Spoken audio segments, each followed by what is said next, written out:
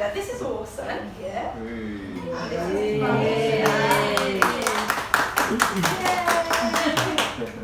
his and his daddy and nanny and mummy Leah are here to talk to us about their experience of having Orson on the neonatal unit when he was very, very sick, and now he looks very, very well. So we'll hand over. Thank you very much. No pressure. We're all very nice, I promise. Okay. So firstly, I'd like to say thank you for inviting me today. For those of you who don't know me, my name is Leah, and I gave birth to Orson in November of 2018. So I'm so proud and so honoured to be asked back today to do this presentation. And no doubt it is going to be quite difficult, so I'm sorry if I cry. But for those of you who were here, you did share some pretty high highs and some very low lows with us, and it was a massive roller coaster. So here we go. So I'm going to take you back to the very beginning, even before Orson was born. He's always been our little miracle. We tried for 5 years for a baby, and we were given hope, a lot of hope. Every negative pregnancy test, we started looking at other avenues. So we're due to go back for another fertility appointment on the 27th of March 2018. But completely out of the blue, I found I was pregnant on the 11th of March, which was ironically Mother's Day. So I had the most amazing pregnancy, and I did not have the typical sickness, exhaustion, or backache. Actually, I felt quite amazing, and I was really happy. So before I found out I was pregnant, we just booked a big holiday to Disney, Florida. And as some of you might know, I'm a huge Disney fan. And of course, I love the Lion King. So we decided that we wanted to make a big deal out of our Disney review. Yeah, you!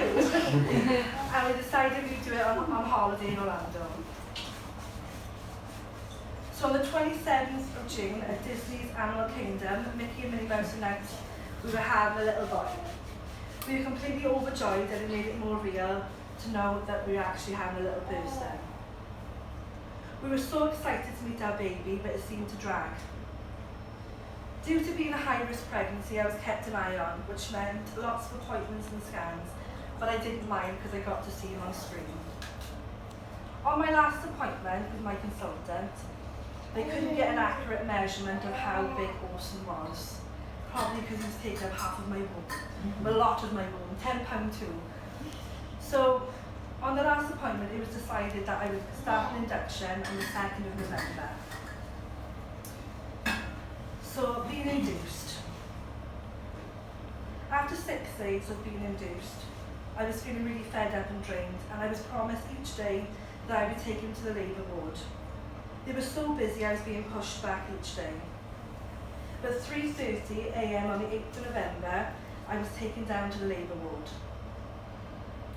This was one of the last pictures I took before Orson was born, and then his nana took over with the camera. So they put me on a drip for 12 hours, and I had an epidural. They wanted to speed up my delivery as Orson's heartbeat was dropping. After 12 hours of a failed attempt, I was taken to theatre. As my epidural had fallen out, I had to have a spinal block, which took a further 40 minutes to do. I was completely unaware as to what was happening. All I know is that I wanted to go to sleep and felt very sick. This was the effect of having my placenta cut and losing over 4 pints of blood. Orson was extremely difficult to extract, and I had to use forceps. I don't really realise how big he was going to be. So when Orson was born, the neonatal doctors and nurses were present and waiting for him. Orson was not making much effort with his breathing and was very pale and floppy. But at 11:27 PM on the 8th of November, Orson Lord Davenshaw made his way into the world. When they pulled him out, I waited for a cry and heard nothing. I cannot explain to you the fear that I felt for those moments. They felt like hours. Orson was born in poor condition, and the team had to resuscitate him in 100% oxygen.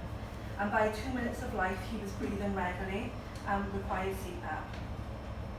Orson was taken away to special care whilst they finished sewing me up. To my horror, due to the length of the operation they'd taken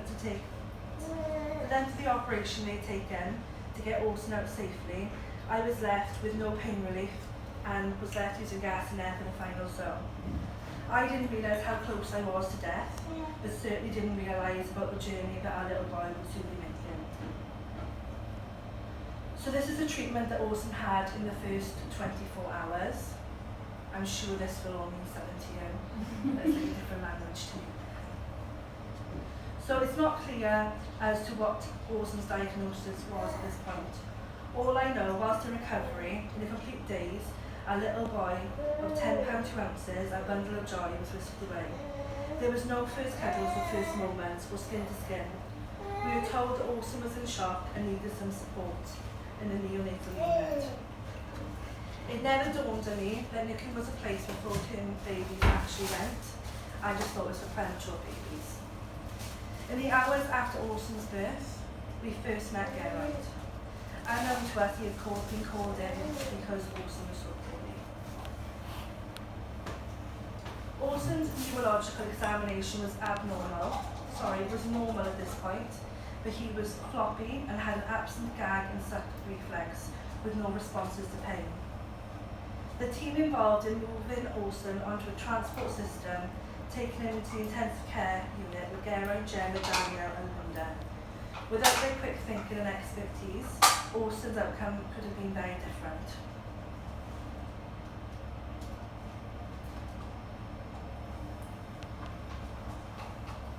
I remember the first time that I saw my baby. I was wheeled through the doors of school.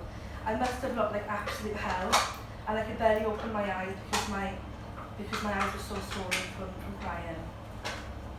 Towards the end of the room, to where my little boy was, I could barely see him, as there were doctors and nurses all around him and beeping machines.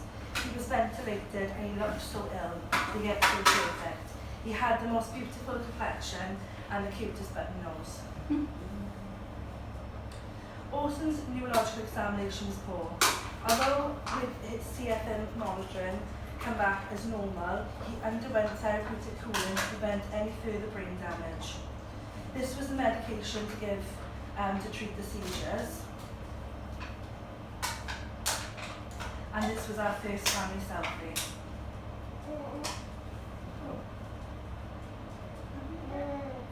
Orson had invasive central lines put into his umbilical cord so he could receive fluid and medication. He also needed regular blood tests with every hour. So a line was put into his artery so they could do more tests on Orson. At this point, he needed full intensive care support, and his life really hung in the balance. It was here that we decided on Orson's second name, which was to be Lord, because all we could do was pray.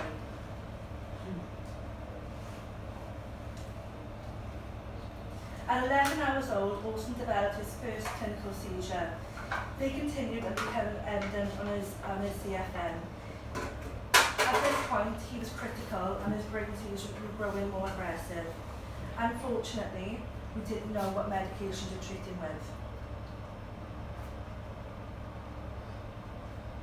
Orson was sedated and heavily medicated, and he was swelling very quickly. He was unable to pass water, and his kidneys were not working properly. This had actually caused him a further brain injury. In this picture, Orson had reached 14 pounds, and the fluid was causing a big problem.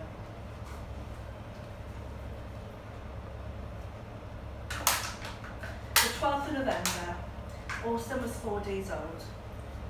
This was one of the worst days that we'd had for Orson, and he was having continuous brain seizures, and no medication were making any difference. In the midst of all the heartache, we all become a little bit obsessed with Orson's lip. I remember constantly checking it, and I even think Geraint and Amit actually shared in our obsession.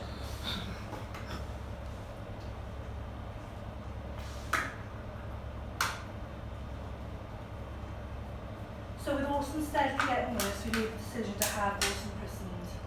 So the evening at 7:30 p.m, he was surrounded by our immediate family. We stood there and huddled together, holding hands and prayed to God. There was no celebration, no cake, and no buffet afterwards. This was to save Orson's life.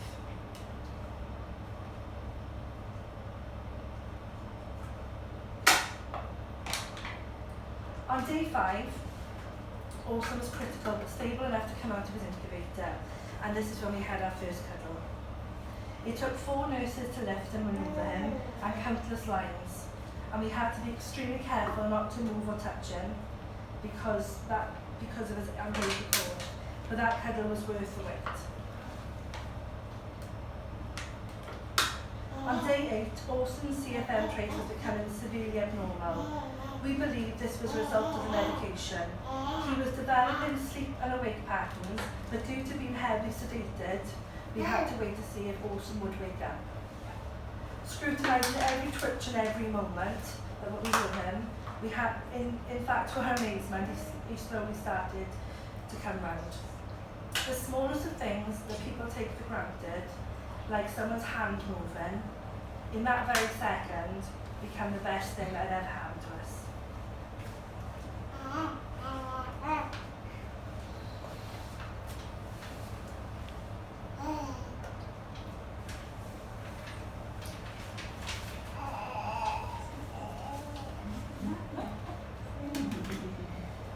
So day 13. This is where Orson had his catheter taken out, and he went into 23 mils of milk. Today we're waiting for Orson's MRI scan. But Orson, being Orson, decided that he wasn't ready for the MRI scan and the machine had broken. Typical Orson.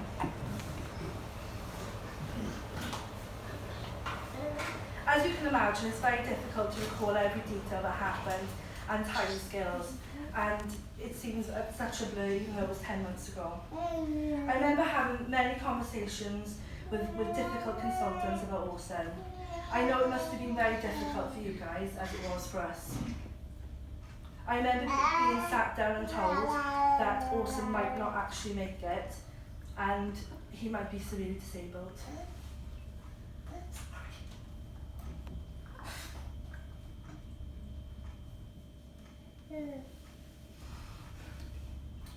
Come on, Mama. You're making it worse. But I'm okay. But there's one thing that you didn't know. Orson grew inside me for 9 months, and I knew he was going to live. Day 13, Orson in the past 24 hours had made a massive leap forward in his progress. He had dropped to just under 10 pounds. He must have been the youngest baby to ever be on a diet. So he had his catheter taken out, and we were just waiting for the next step for him to open his eyes. Orson had to wait until 23:11 that night until we come back to give Orson some breast milk. He heard my voice when he opened his eyes. We couldn't believe that little boy was waking up. So day 15, and the decision was reached that Orson was well enough to come off his ventilator. I recall having a conversation with Lucy, and I don't think I actually grasped the severity of it. When you sat me down and said, we're going to take him off his ventilator, and if he doesn't breathe, what we're going to do? I just knew that he would breathe, so it was never an option. Orson was absolutely amazing, and went from CPAP to high flow within 3 hours.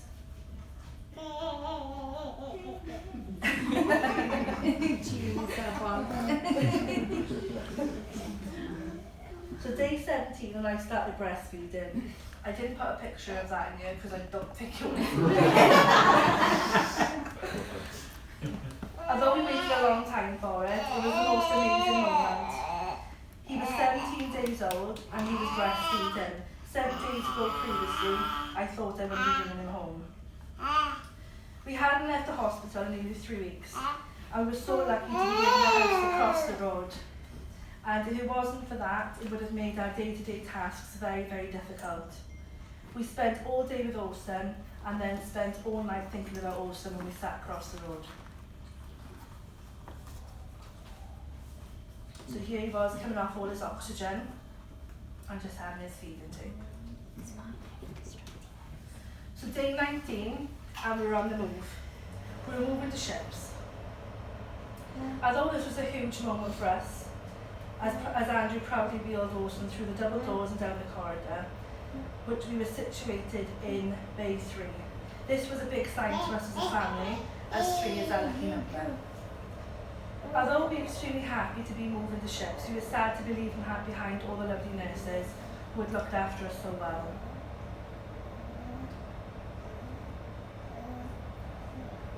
On day 30, we spent our first night together as a family, which happened to be my birthday. On the ward, we were both so scared of the fact that we were actually parents, having this little baby boy next to us. I don't think I actually slept a wink all night. So on the 29th of November, this was when Orson had his MRI scan. This was a moment that we'd been waiting for so long, which was going to tell us what actual damage had been done to Orson's brain. In the coming weeks before Orson was born, I always felt that something was going to go wrong. I didn't think it was going to be with Orson, I always thought it was going to be with me. But I never prayed so much in all my life as what I had in the time that I'd been here. So as we sat on the bed, waiting for Emma to do his ward rounds, which seemed like he was taking forever. Me and Andrew were taking in turns to run out and peek to see if we were next. So I wanted a sign, and I'd waited so long for one. And I couldn't believe my eyes when I looked out the window and seen this rainbow. Now rainbows are symbolically used in mythology, religion and in the arts. In Genesis 9, a rainbow is a symbol of Noah's story and symbolises hope and promise. Also, according to Eastern cultures, a double rainbow is a symbol of a transformation of a sign of good fortune. And believe it or not, there was a double rainbow, but we didn't get a picture of it because we had the news that Orson's MRI report was clear and there was no abnormality. And this is the report that was sent through. Again, this probably means more to you than me.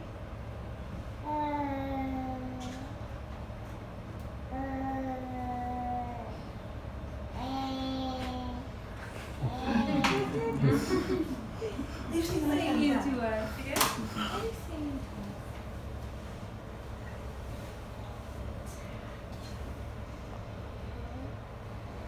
So day 23 and Orson had established regular breastfeeding. He was off the majority of his medication. Before we to go home, we had to have a movement assessment video with Amanda. Orson's left side was slightly slower and more repetitive with his movements, but at that stage we were not concerned. However, he had to be followed up.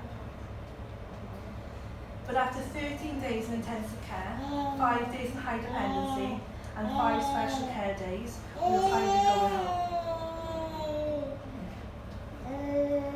Walking out of that hospital was the best thing that ever happened. The 3 of us had walked in with a bump and a suitcase, and we always expected to be coming home sooner than planned. But in true Orson fashion, he had to make an entrance into the world. He's definitely my child. As we walked out of the hospital that day, we never thought that this was going to happen. We had been to hell and back again. And Orson's inspiration and desire to live absolutely blew me away. We accepted everything that Orson could have been, and still accept the challenges we might endure along the way. But with the most amazing supportive family, we get to it.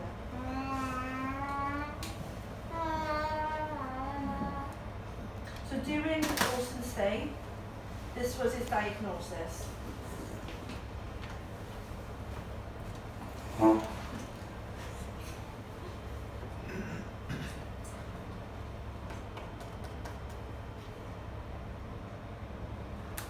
And this is the medication that Orson was given.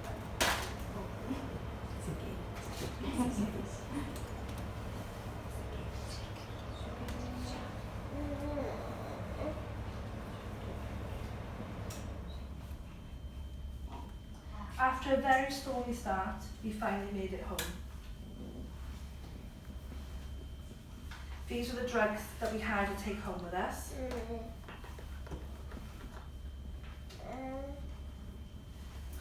And here's a couple of photos of our visits back and forth.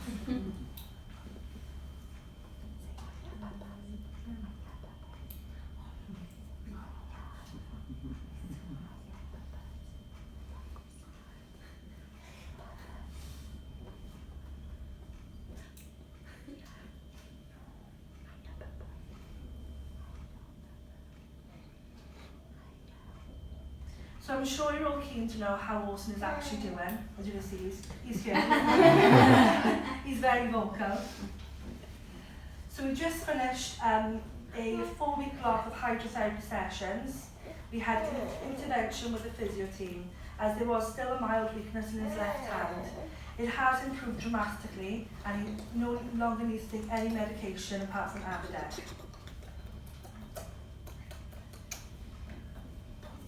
So this is Orson's journey.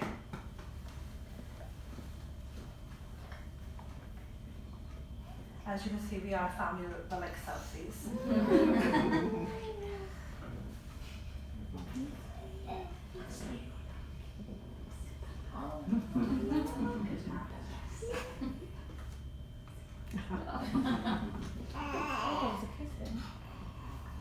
As you see, I like to dress Orson up. And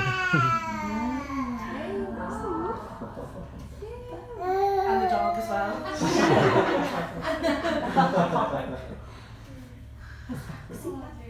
And today, Orson is 10 months old. Orson absolutely loves his food. Sorry, this should be really on. Orson loves his food, and his favourite things to eat is strawberries, milky buttons, and Nanu Sunday dinner. And he also loves a baby chino from Costa. He loves the beach and playing in the water. His first word was Mama, then Dada, and his favourite TV show is Mr. Tumble. He sleeps 12 hours a night, and he's an absolute dream of a baby.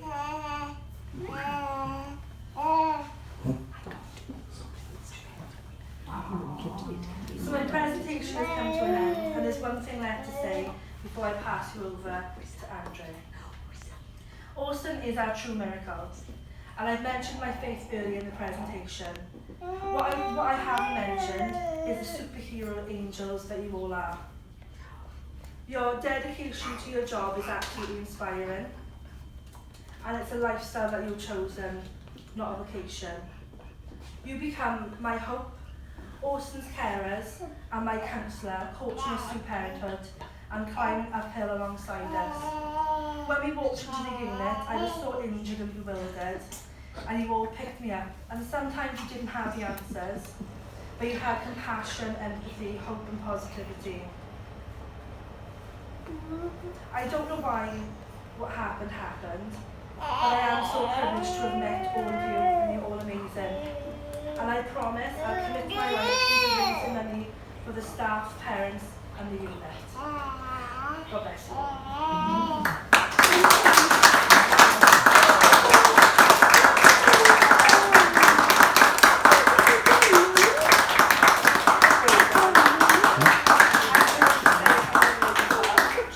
So I'll take over the film now. I'll get you good side for Mummy. Right. Yeah. No, okay.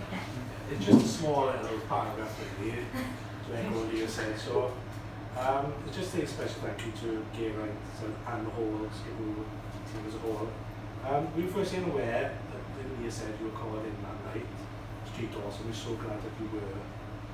We certainly if Orson was not under your care, you would not be here today. You and your team are not only the best in your field and amazing what you do, you are also one of the kindest, most caring men we've ever privileged to meet. We are eternally grateful for the work you and your team did to save our son's life. It's as if it was fate that Orson should be under your care. We would also like to thank you personally for how respectful and understanding of us and the whole family in our most difficult time. We are certain that Orson was put on this earth to do amazing things, and thanks to yourself and the entire school team, that's now possible. Words can never be enough to say how grateful we are every single day. Finally, thank you for not only saving our son's life, you saved ours as well. Thank you.